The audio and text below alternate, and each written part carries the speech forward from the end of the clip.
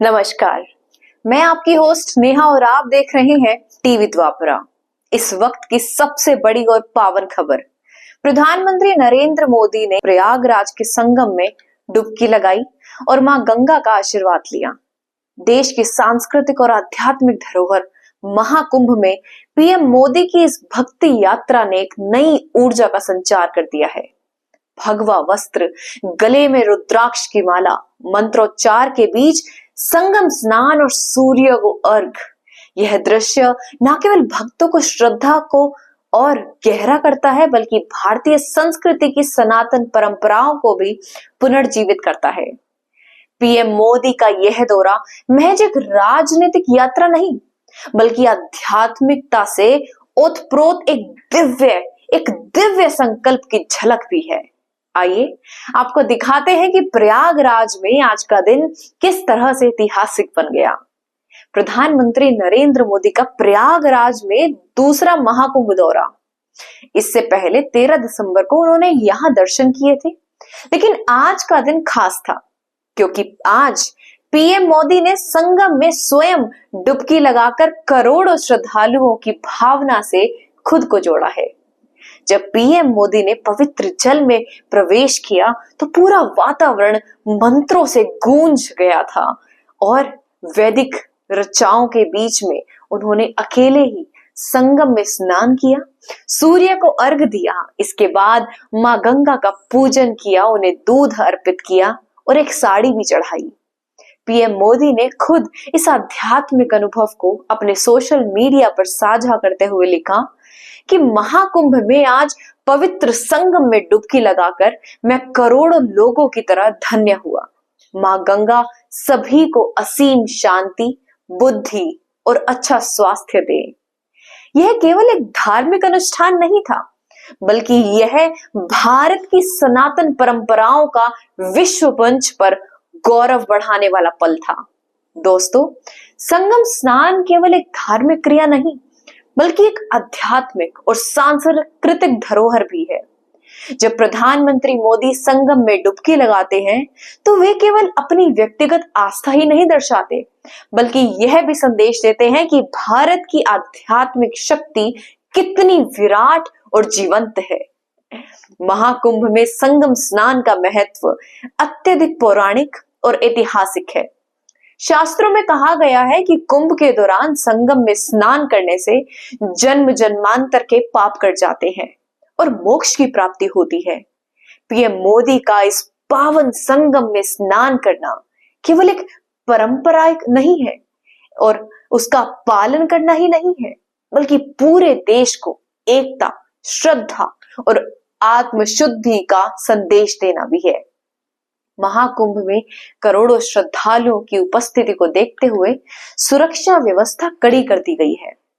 PM Modi के आगमन के चलते प्रशासन ने सुरक्षा का विशेष इंतजाम किया था। संगम क्षेत्र में पैरामिलिट्री फोर्स की तैनाती की गई थी, एआई कैमरों से निगरानी रखी जा रही थी और एंट्री पॉइंट्स पर विशेष सतर्कता बरती गई थी। यहां तक कि लोगों के आने जाने के रूट्स को भी वन वे कर दिया गया था, जिससे भीड़ को सुचारू रूप से नियंत्रित किया जा सके। सुरक्षा इतनी अभेद्य थी कि इस दौरान यूपी के डिप्टी सीएम केशव मौर्य और ब्रजेश पाठक भी केवल बमरौली एयरपोर्ट तक ही सीमित रहे। पीएम मोदी का काफिला हेलीकॉप्टर से डीपीएस हेलीपैड पहुंचा, फिर वहां से अरैल के वीआईपी घाट गया और फिर बोट से संगम तक यात्रा की गई।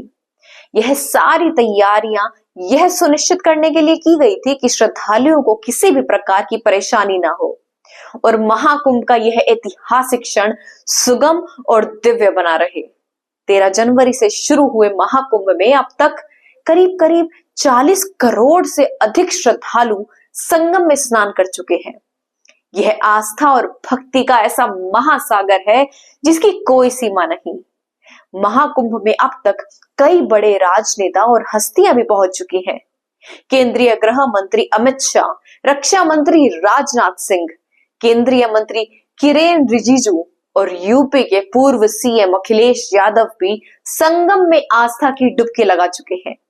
महाकुंभ का यह आयोजन न केवल भारत की आध्यात्मिक धरोहर को दर्शाता है, बल्कि यह भी सिद्ध करता है कि सनातन संस्कृति विश्व की सबसे प्राचीन और सशक्त परंपरा है। हालांकि महाकुंभ में इस विशाल आयोजन में एक दुखद घटना भी सामने आई। 29 जनवरी को मौनी अमावस्या के दिन भगदड़ मच गई थी, जिसमें 90 से अधिक लोग घायल हुए और 30 श्रद्धालुओं की दुखद मृत्यु हो गई। इस घटना को लेकर राजनीति भी गर्मा गई है। कांग्रेस अध्यक्ष मल्लिकार्जुन खड़गे और सपा प्रमुख अखिलेश यादव ने मृतकों की संख्या पर सवाल उठाए हैं और योगी सरकार की व्यवस्थाओं पर निशाना साधा है। हालांकि सरकार का कहना है कि प्रशासन पूरी तरह से अलर्ट था और जल्द ही स्थिति को नियंत्रित में भी लिया गया था। यह स्पष्ट है कि इतने बड़े स्तर के लिए आयोजन में प्रशासन के लिए चुनौतियां बनी रहती हैं, लेकिन सरकार की कोशिश यही है कि श्रद्धालुओं को किसी भी प्रकार की असुविधा ना हो और ऐसी दुर्घटनाओं पर राजनीति ना हो। तो दोस्तों, यह था आज का महाकुंभ स्पेशल कवरेज। प्रधानमंत्री नरेंद्र मोदी का संगम स्नान, गंगा पूजन, सूर्य को अर्घ एक बार फिर से यह साबित करता है कि भारत की संस्कृति अनंत, अटूट और दिव्य है। महाकुंभ केवल एक धार्मिक आयोजन नहीं, बल्कि भारत की एकता और सनातन परंपरा का प्रतीक है। मां गंगा की कृपा आप सभी पर बनी रहे, यही प्रार्थना है। फिलहाल मुझे दीजिए इजाजत, फिर मिलेंगे एक नई कवरेज के साथ। तब तक के लिए नमस्कार।